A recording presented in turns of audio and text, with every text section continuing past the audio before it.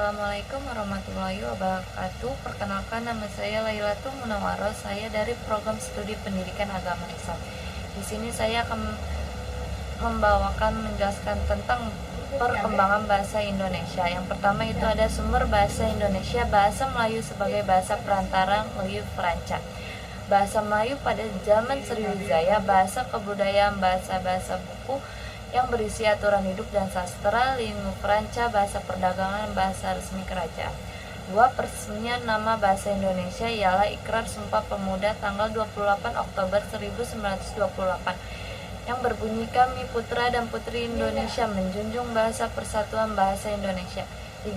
Bahasa Melayu, bahasa perhubungan dan perdagangan di Indonesia sederhana, tidak ada tingkatan diterima suku lain.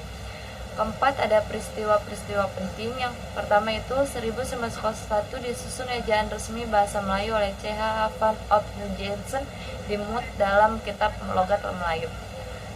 Pada tahun 1908 Taman Bacaan Rakyat, 1917 Balai Pustaka, tanggal 28 Oktober 1928 Pesumpah Pemuda, 1933 Pujangga baru dipimpin Sultan Takdir Ali Jasbana. 4. Peristiwa-peristiwa penting.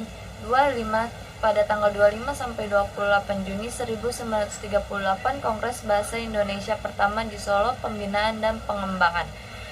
Pada tanggal 18 Agustus 1945 penandatanganan UUD 1945 pasal 36. Bahasa Indonesia adalah bahasa negara.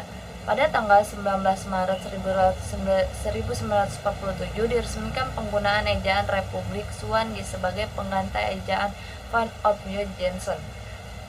Pada tanggal 28 Oktober sampai 2 November 1954 menyempurnakan bahasa Indonesia. Pada tanggal 16 Agustus 1972 Presiden meresmikan penggunaan ejaan bahasa Indonesia yang disempurnakan. Dan pada tanggal 31 Agustus 1972 penetapan oleh Menteri Pendidikan dan Kebudayaan Pedoman Umum Ejaan Bahasa Indonesia yang disempurnakan dan Pedoman Umum Pembentukan Istilah.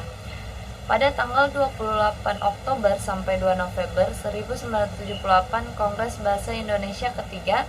21 sampai 26 November 1983 Kongres Bahasa Indonesia kelima.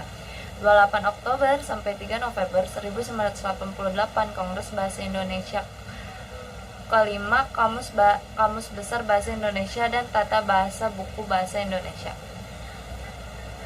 Pada tanggal 28 Oktober sampai 2 November 1903 Kongres Bahasa Indonesia ke-6 mengusulkan UU BI.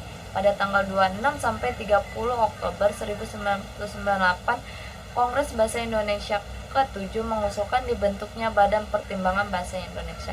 Dan pada tanggal 14 sampai 17 Oktober 2003 Kongres Bahasa Indonesia ke-8. Kedudukan bahasa kelima yaitu ada kedudukan bahasa Indonesia yang dibagi menjadi dua, yaitu bahasa nasional dan bahasa negara. Keenam, fungsi bahasa Indonesia ialah fungsi sebagai bahasa nasional, yaitu lambang kebanggaan kebangsaan, lambang identitas sosial, alat perhubungan antar warga daerah dan budaya, penyatuan berbagai suku bangsa dan latar belakang sosial budaya dan bahasa yang berbeda. 6. Fungsi bahasa Indonesia yaitu fungsi sebagai bahasa negara. Di antaranya ada bahasa resmi kenegaraan, bahasa pengantar di dalam dunia pendidikan, alat perhubungan pada tingkat nasional untuk kepentingan perencanaan dan pelaksanaan pembangunan. Terakhir, alat pengembangan kebudayaan, ilmu pengetahuan dan teknologi. Sekian dari materi yang saya sampaikan. Wassalamualaikum warahmatullahi wabarakatuh.